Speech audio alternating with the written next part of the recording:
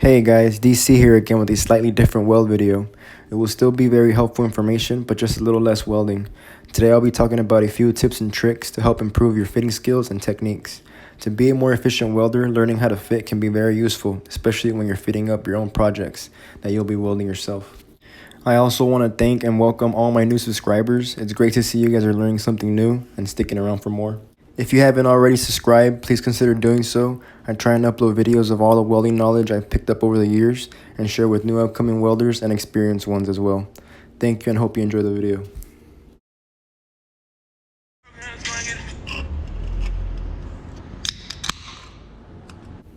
I don't care who you are, that sound right there is very satisfying, especially at 6 a.m. on a Monday morning. The project I'm fitting up today is a safety bollard. A safety bollard, for those unaware, are those posts you see outside of supermarkets or important buildings to help prevent a vehicle from crashing into it. I start off by capping one side of the pipe, and the other end will have a base plate and structural gussets. I roll these caps out manually because at the time we only had one foot pedal to work with. If there's something that will earn you better pay or more respect as a welder, it's to be able to drop a decent passable weld with limited tools or help around you. Just don't do it too often or they'll tend to take advantage of it. I organize and set aside my gussets, then I go ahead and set the pipe right onto the base plate.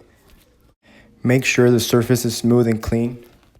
Also make sure the end of the pipe is smooth and deburred. Next, I center the pipe to the base plate. Then I check to see how it squares up, making sure to check all four sides. Now on one side you can see the slight gap at the bottom of the square. On the other side we have a small gap on the top end of the square.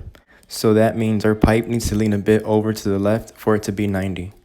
I'm going to show you a little trick I learned by using a few well-placed tacks and making the pipe pull into place. Before I get into that, let me talk a bit about tacks and how they're more important than they seem. Now there are some jobs out there where all you need to do is weld. There will be a fitter doing all the fitting and tacking and you just come out and weld it out.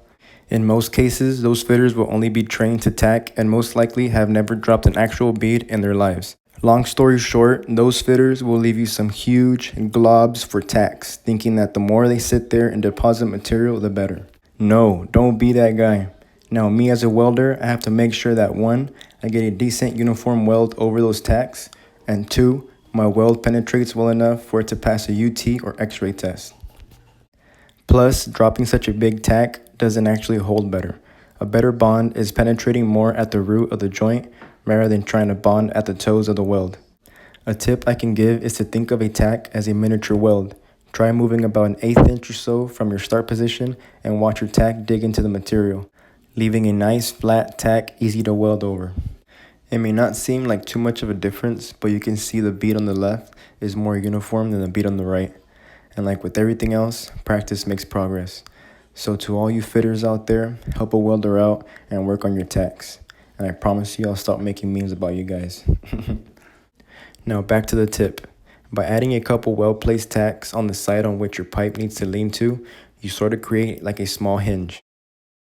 This is a great technique to help hold a project in place and allowing you to make adjustments at the same time. Sometimes you'll come across a base plate that's warped, bowed, or whatever you want to call it, and you're just going to have to work with it. As you can see, both these sides are off by about an 1/8 inch to the same side. So technically it's centered, but it's up to you as a fabricator to double check or have a coworker or superior to give you a second look. Sometimes, depending on the project, a well-placed tack can even pull your piece into perfect position. Just careful when you tack the opposite side because then it'll pull right on back. In the end, just try to take pride in your work every day, even though I know that can be hard to commit to, but it'll help you become a better fitter and even better yet, a better welder. That pretty much breaks down today's video. If you feel like I missed something or have a question, please leave a comment below and I'll try to get back to you as soon as possible. Next video, I'll be reviewing the stick weld process on the Yes Welder Flux 135, so stay tuned for that. I also would like to let you guys know I have new merch available, so go follow Down and Dirty Welders on Instagram and click on the link in my bio to check that out. Thank you guys again for watching and hope you guys enjoyed the video. Don't forget to drop a like and hit that subscribe button. Until next time, peace.